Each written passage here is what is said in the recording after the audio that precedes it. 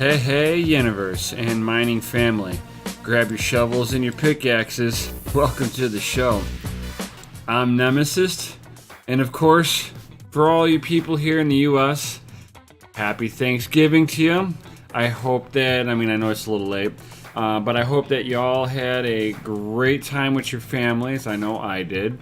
Eating some of that delicious turkey with some delicious stuffing. Make you have to unbutton your belt buckle and all that good stuff. Make you feel like so guilty the next day for eating all that delicious sinful food. But I hope you all had a good Thanksgiving, had a safe time, and made it all home safely with no issues. Nobody drank too much and tried to drive home, of course. But with that being said, I'm not your babysitter. Do your own research. But let's dig in. And what do I got here? This one's kind of an interesting chart. This one's grabbed from a blockchain. This is Bitcoin's hash rate chart. And as you see down in the very beginning down here, we're pretty low. And from, what was this? 11/22 of 2017. So about a year ago, it was sitting at, what is this? Right around, about 10,000 to 9,000 terahash. And at its peak, let's see here, what's this one? We got 57,000 terahash. And for the first time in Bitcoin's historical history, it's actually dropping back down. Now, this is due in part to, of course, the price of everything kind of plummeting down. But for miners like myself, I look at this as positive stuff. This is meaning that at some point in time, my at-home operation is gonna start just raking in coin. It might not be profitable, but it'll just start raking in coin in a down market. This is the stuff that I look for, not so much for profitability, but for what my network reward will be. So as the network difficulty comes down, and you can see it across the board. Every coin has taken a hit. This is Ethereum starting off nice and low, and then boom! I think this is like right when the Ethereum miners came on board, just jacks the hash rate up as soon as Ant miners come on. But as you can see down here, it's dropping on Ethereum. This again is a good sign to me. It means at some point in time I'm going to be profitable. Why? Because big mining operations are turning off their rigs. Why? Because they've taken loans out that they can no longer pay back with the market at the current rate that they're at. So you're getting places that are shutting down, going bankrupt, and getting evicted out of their buildings. Here's Raven Coin. You can see even their network difficulties coming down. That Ethereum Classic network difficulty is coming down on this one too. For mining, for at-home miners, this means you're going to start getting some rewards. It might take a week or two for the network to adjust to all of this, but at some point in time, you're going to start getting more rewards. And to me, that's a good thing. I love this. And that kind of almost jumps right into what my article for today is. And let's switch over to bam, like that. And China's crypto miners selling off devices by the kilo. They are selling it off by weight. Just because the market is just so unprofitable, they need to recuperate whatever money that they can get their hands on. Why? Because they FOMO'd at the top. They took loans out to open up big giant mining facilities. I keep saying this every time I see articles like this, but for an at-home miner like myself, I'll take this as positive news every time I hear one of these big farms shutting down, because that means there's more for me. I like this. Very positive for me. So what do they have to say on this one? Cryptocurrency mining operations in China are reportedly selling mining machines by weight, as opposed to price per unit. That's awesome. I wonder if it's all Bitmain.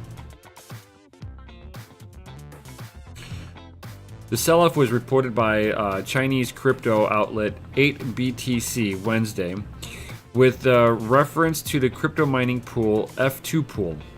Cryptocurrency markets experienced widespread decline through last week, with Bitcoins declining as low as 4,300 per coin. I've seen a little lower, but it depends on what exchange you're going against. The decline has resulted in a similar drop in mining profitability and has forced Chinese operators to sell off their devices at a loss.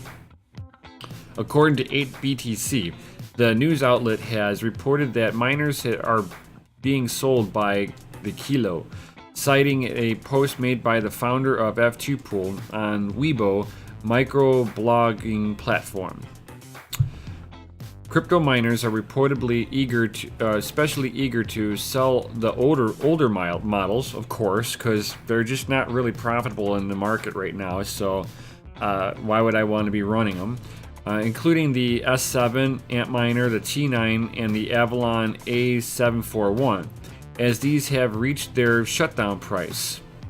If the prices of Bitcoin come back, maybe those will become profitable once again. But, you know, depending where you're at, unless you're getting free electricity, they're probably not profitable. The earnings from the mining are no longer enough to cover the electric power and others associated costs, like I said. And if they're not making profit, which means they're not paying their bills, which means they can't pay off the loans that they took to get their operation going. The market slump has reportedly affected most small and medium-sized mining operations in China region of Xinjiang and other Inner Mongolia. Their 8BTC reports some mining machines are being sold on the second-hand market for merely 5 cents of their original value. A mining machine bought at a price of 20,000 yuan, $2,885, a year ago is reportedly just being sold for 1,000 yuan or $144. Hopefully they made their money with this in bulk. Probably not if they're selling it off. Bitcoin prices kept falling along with the rest of the crypto market since the hard fork of the network upgrade Bcash that took place November 15th.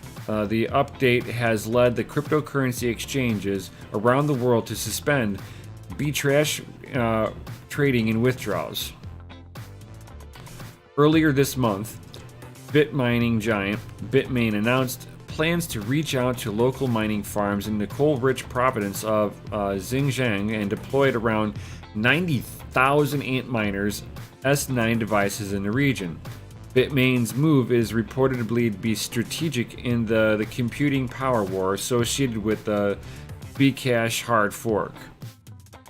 At the time of the crypto market has calmed down when most of the top 10 cryptocurrencies seeing only mild losses, BTC has hovered around 4,450 to 4,630.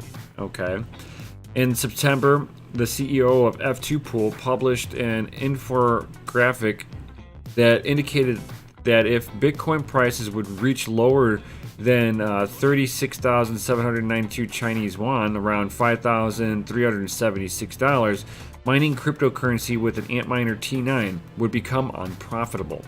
In the case of the S7 miner model, the break-even point amount to significantly higher Bitcoin prices around 79,258 yuan for about $11,581.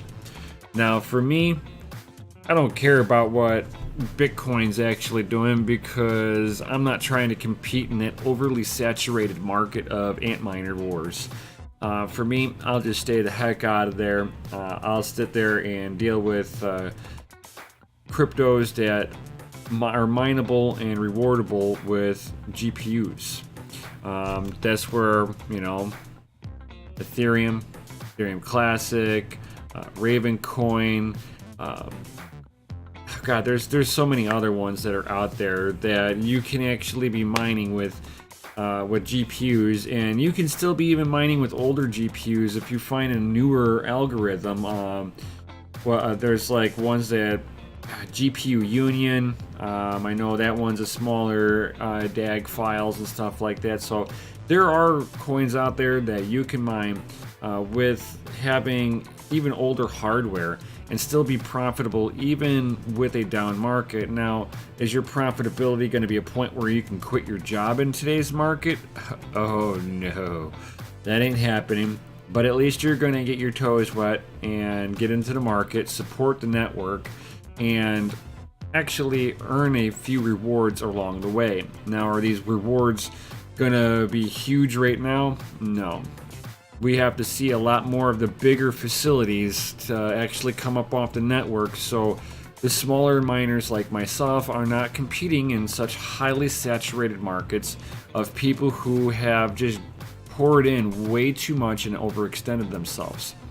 But with that being said, what's your guys' ideas on that? Drop some comments in down below.